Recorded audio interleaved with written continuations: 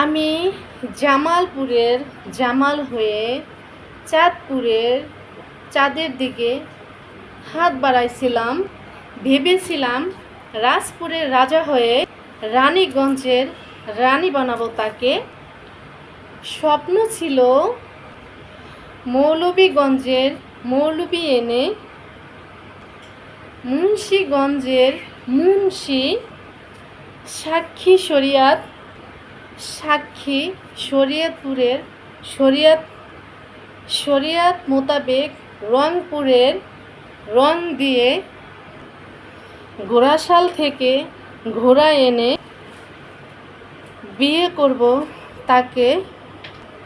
না সে চালাকচরের চালাক হয়ে মীর জাফরের মতো অন্য ছেলের হাত ধরে দূরে চলে গেল। এখন আপনারাই বলেন, কাজটা কি ঠিক করেছে?